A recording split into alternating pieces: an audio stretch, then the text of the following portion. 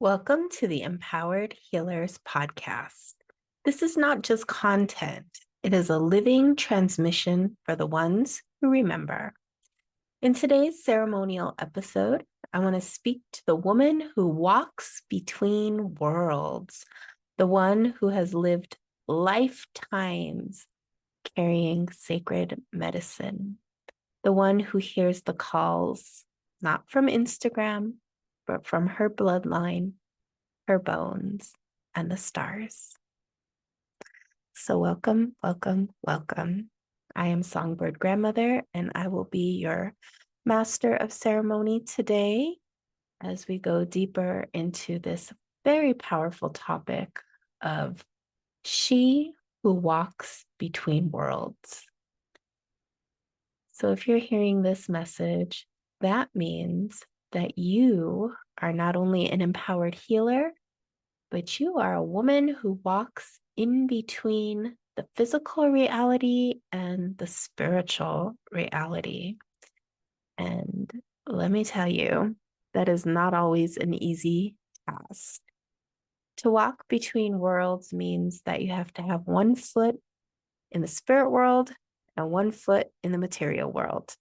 And this is really highlighted in the dream time, when you're astral traveling, and even when you're in your car, driving on a plane. When you walk between worlds, you are a multidimensional person, and you are someone who feels very deeply and very strongly the energies and vibrations around you. And it is a sacred and strong path.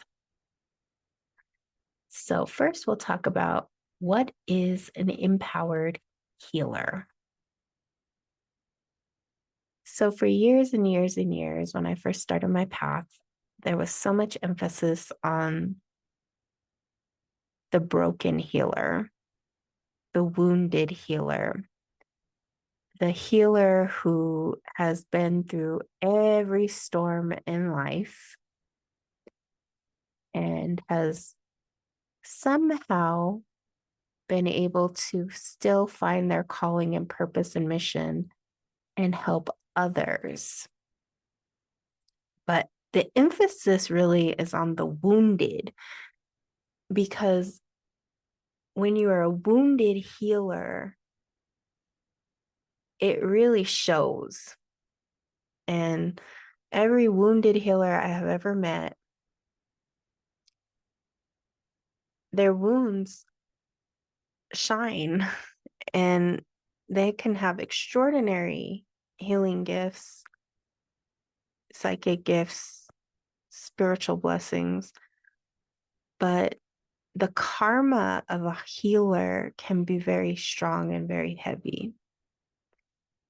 And what I always called it was when you go from karma to dharma, because there has to be a turning of the wheel. There has to be a place and a time when the wounded healer rises into the empowered healer, where you wear your scars as battles of honor, badges of honor.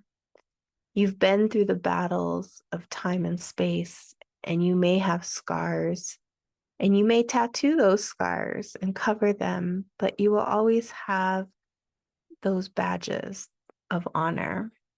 And so when you are someone who is an empowered healer, it means that you have began to turn the karma that you were born into, the situation that you were born into, the circumstances, your parents, your lineage, your situation, however hard it was, into a powerful blessing for not only yourself, but all that you encounter. And so an empowered healer is not a trend, but it is something that you were born to do. It is your destiny. It was a soul contract. It is something that is written in the stars. And you were born with gifts that were feared or misunderstood because you are a bridge between the seen and unseen realms. So, empowered healers as children, you were never understood. You were oftentimes rejected, abandoned. You are probably overly sensitive, where because you felt everything, especially if you're an empath, you felt everything and you didn't know how to process it. And you didn't have the support to really develop and understand that gift, especially if you're born here in the West. If you're born in maybe a different culture, maybe a different space and time, maybe Tibet or somewhere like that, you may have had more of a cultural understanding, a cultural reference, and you may have even, been sent on a path where that would have been nurtured and supported. But the problem is that here in the West, in the modern world, we don't have support for empowered healers, not like in other parts of the world. And that's why in Buddhism, it is said that if you're born in the West, you have a very low karma. We're not born with many blessings spiritually, maybe materially, maybe, but not necessarily spiritual. So when you're born in somewhere like Tibet or Nepal or the Himalayas or, even certain indigenous tribes, you were considered actually a high birth because you have the opportunity to work on your spirituality, you have more community, you have more support to develop and grow your gifts.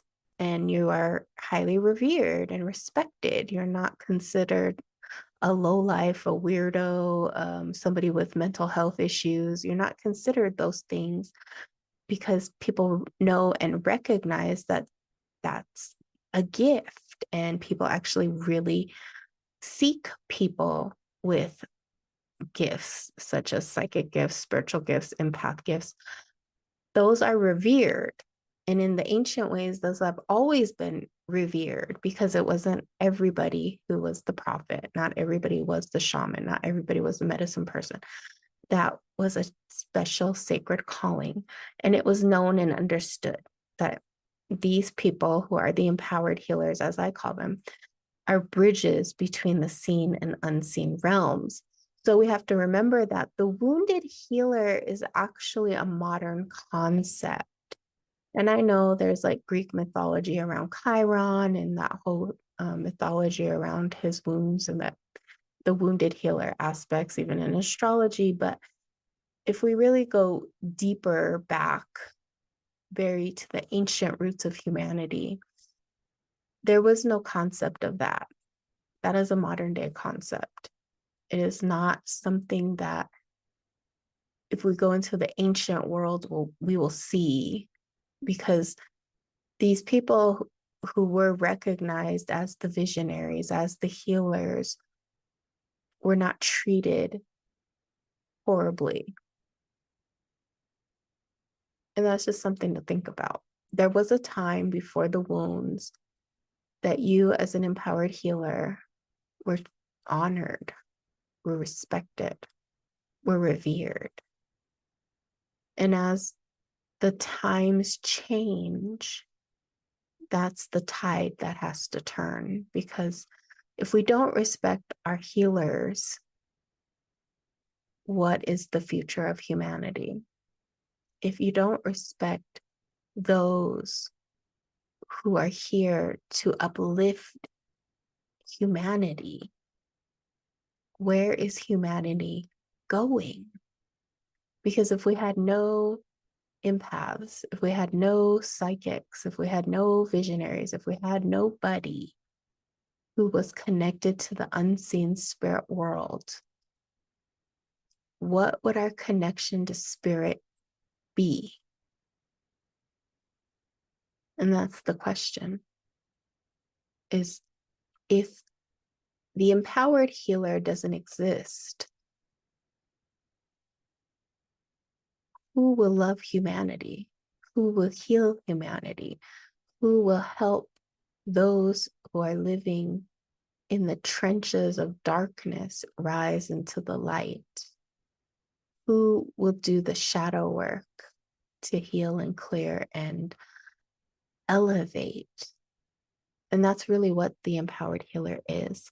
When you are a wounded healer, you're too triggered.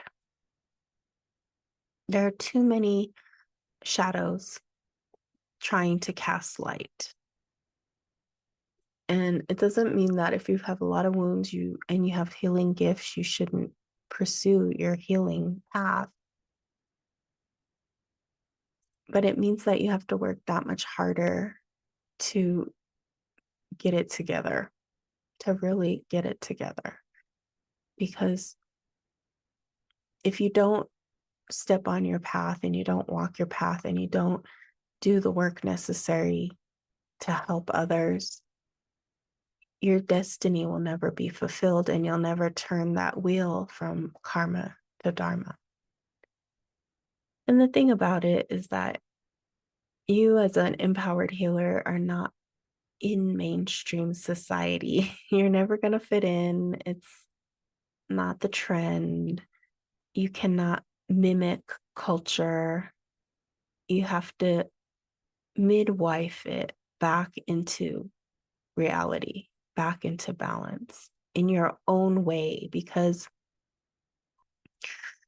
as idealized as it is, people want to go back to their indigenous roots, or they want to sometimes copy indigenous spirituality or other types of spirituality. And then it's not authentic to your soul. And that's not attractive to anybody. It's not attractive when you are copying and pasting something that you saw or went to a ceremony or experienced on some level, but haven't fully integrated, and it's not in the bones of who you are. It's not in your soul. It's in someone else's soul. And unfortunately, that's what a lot of modern day New Age spirituality is. It's just what somebody else said. It's just a trend. Oh, I saw it on social media, so this is what it is. Put water and salt and blow 3 times, and you know, and that's just a trend. It's not rooted in anything. And there are certain things, like bay leaf, like that is actually not a trend. When people write their wishes on it and when they blow on it and they do certain rituals around it, that's actually not a trend. That comes from the old world. It's just when people start making it some catchy 30-second video without really going to the depths of why do we do that? What are we really invoking, calling in, working with when we do these certain things? What goddess are we working with? What deity are we working with? What element of nature, archetype, primordial vibrations are we really summoning and calling in, rather than just a 30-second clip with some catchy music about, how this attracts money? Because seriously, that is just trends. That is just fads. That is just for clicks and likes. But true spirituality is rooted in your soul. It's rooted in who you are, the bones of your DNA. It's rooted in the foundation of your lineage. And in order to really shine, it's really about honoring who you are, who you come from, where you come from, and then integrating that into the modern world. And so, unless you were born into the indigenous tribe culture that you are from, you're never going to be able to piece together what your ancestors did, because that information, that wisdom has long been gone. There may be elements still left, and if you're lucky, you may find someone who can piece that together and help you. But most people won't, in all honesty. You may have bits and pieces and shreds of whatever is left. It's going to have to come from your internal self. And it doesn't mean that you're any less valid or beneath someone who was trained and works in their traditions, because they will serve their communities. But then who will serve the mainstream if we just only allow healers to be of indigenous tribes and traditions and never use their gifts that they were born with and never help? Because that doesn't serve humanity. Because in shamanism, and when I talk about shamanism, I'm talking about the Eastern Seaboard, where it originates from, and then it spread and migrated all over the world. And people get very triggered by that word shaman because they associate it to being like a Native American concept. It's every tribe has their own word for healing and for medicine people, and they have different types. And that's across the board. Unfortunately, in the English language, they have clumped it all into one word, shaman. And shaman does come from the Eastern Seaboard. It comes from areas like Siberia, and then it traveled down through parts of Asia. And it's a healing technique and modality and a complete spiritual way of living, being with the earth and the spirit world.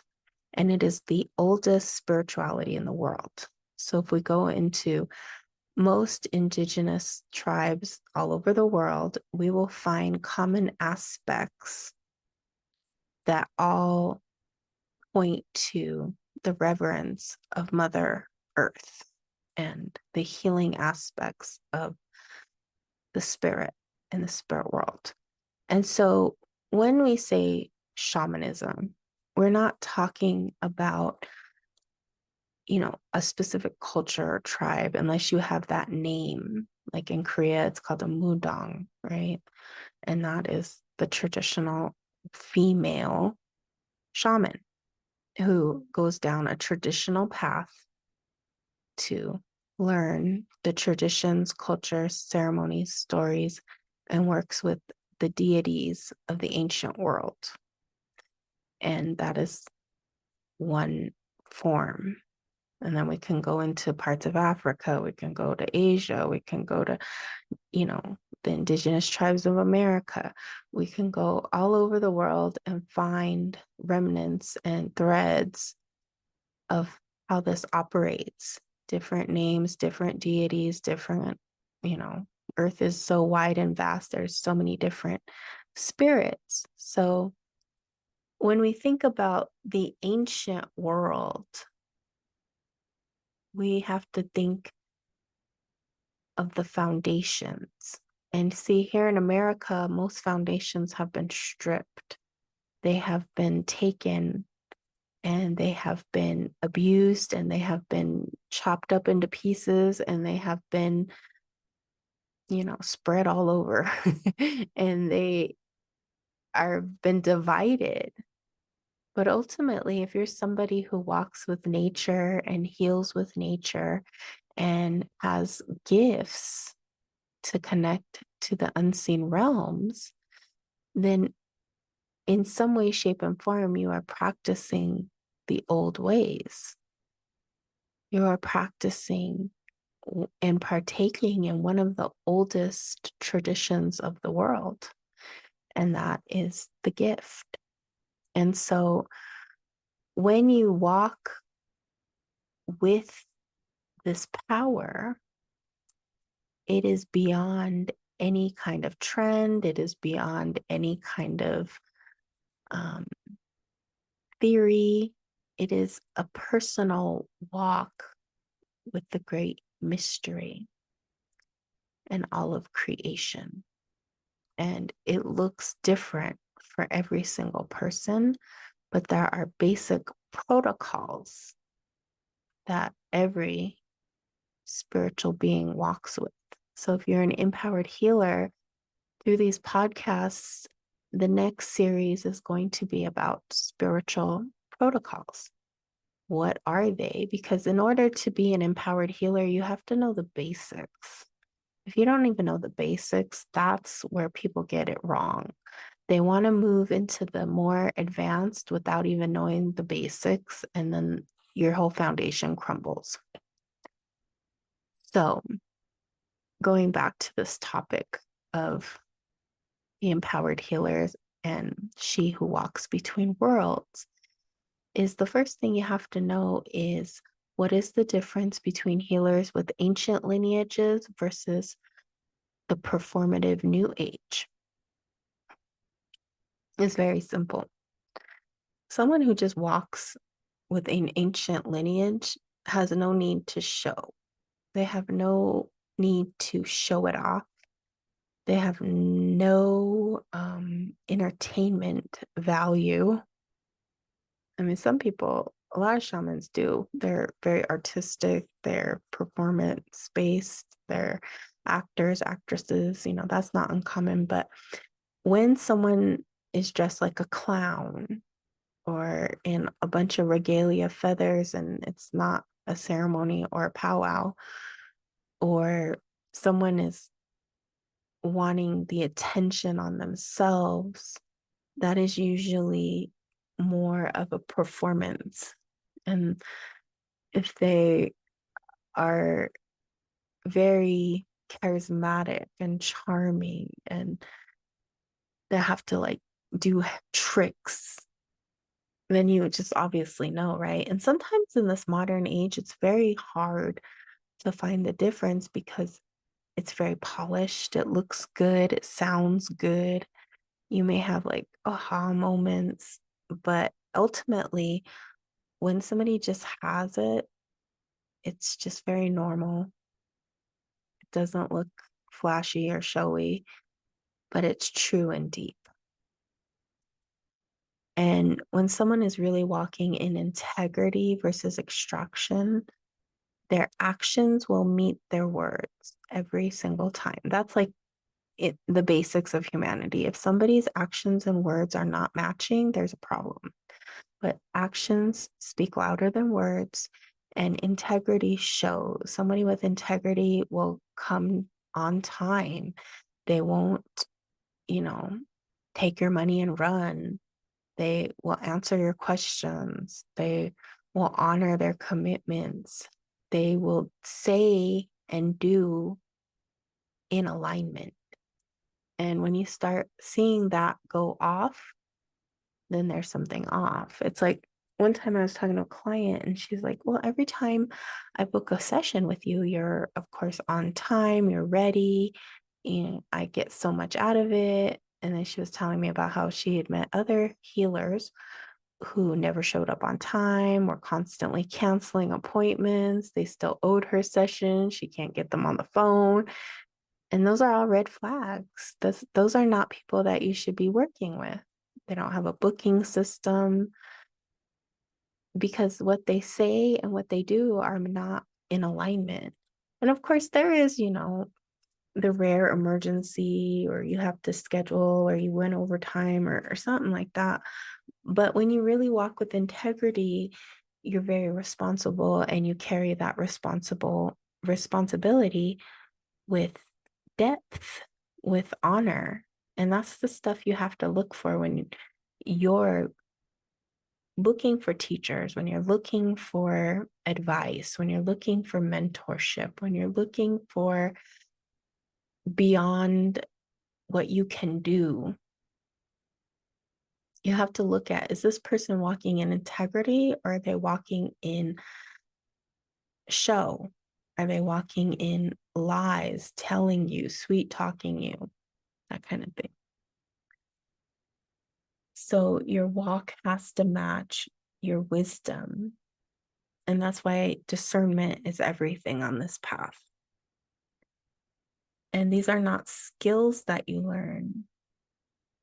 They're the bones. They're the DNA of who you are and who you come from. So a lot of times people will say, well, these are just skills or these are abilities. Tarot cards can be a skill. Learning tarot is definitely a skill. You got to learn what card goes with what and what it means. But when you have spiritual healing gifts, that is not something that somebody taught you. It's something that was awakened within you. And a good teacher will know and see, oh, okay, this person has this type of gift. They have this type of lineage.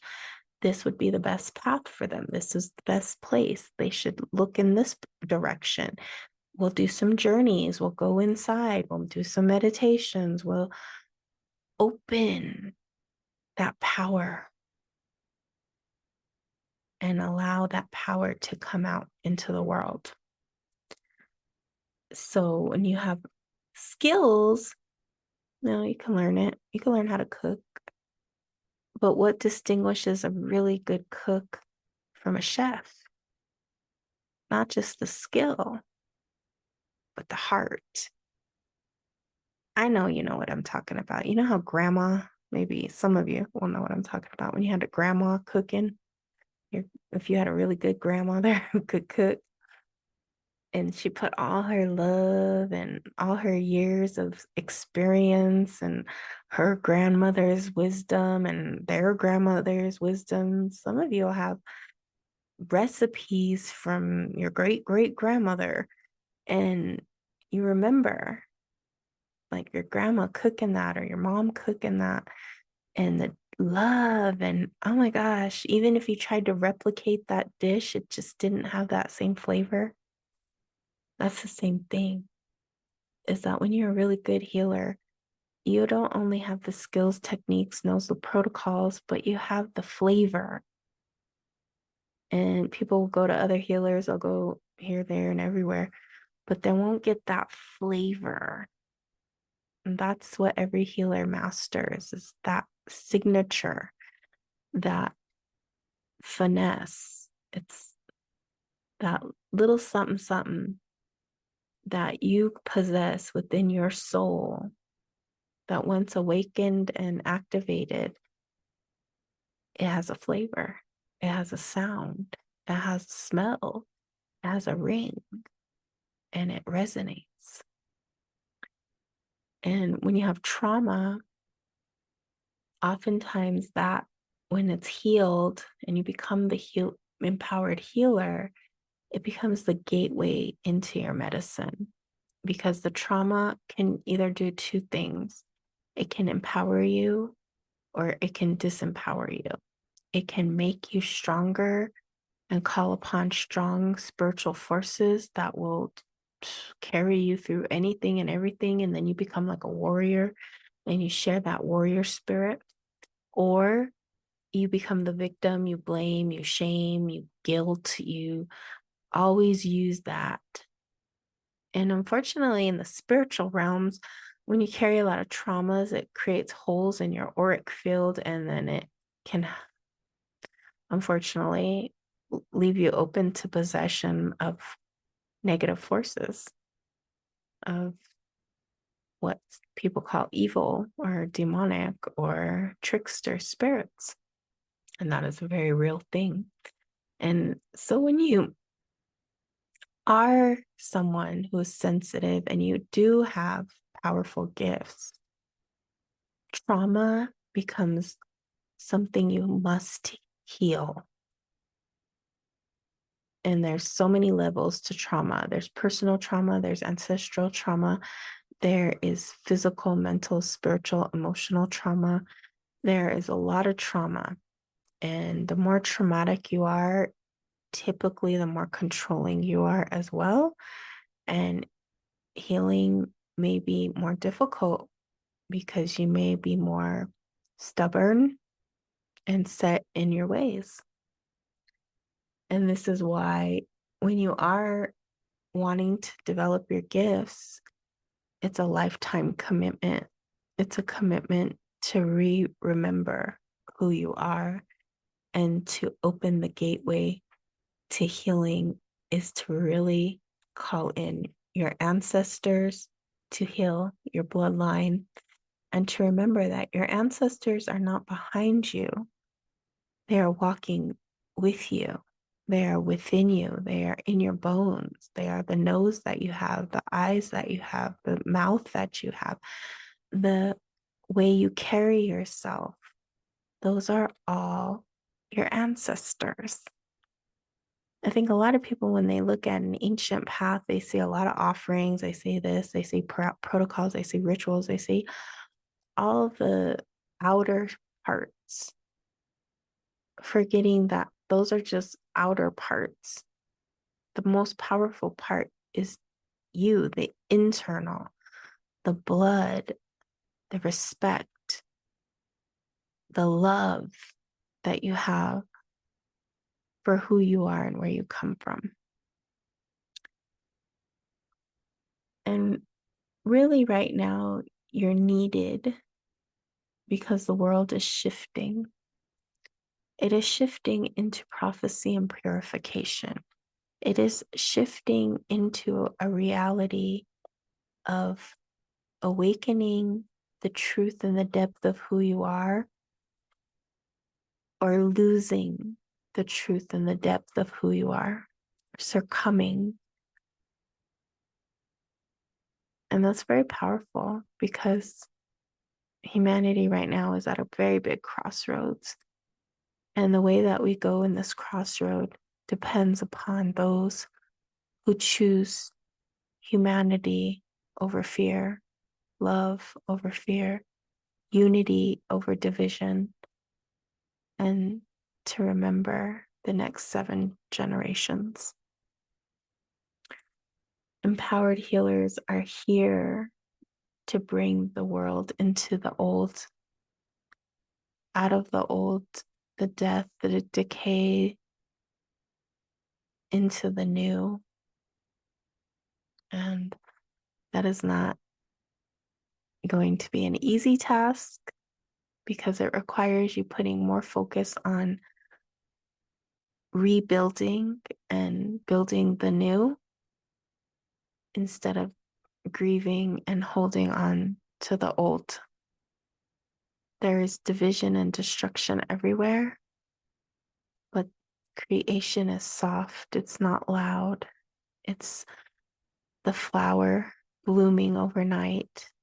It's the seed that goes into the dark cave of the soil and bursts open to the light of the sunshine. And it is beautiful. And if you are she who walks between the worlds, you have to remember that you're a sacred vessel and to not shrink, to not perform, but simply remember who you are.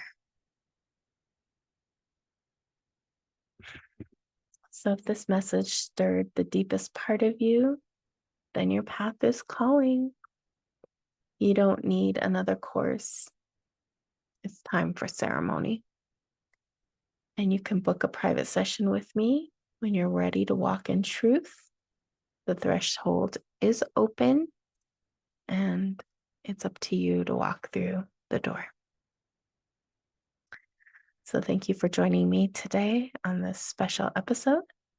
May your path be sovereign, sacred, and spirit-led. Until we meet again, Aho.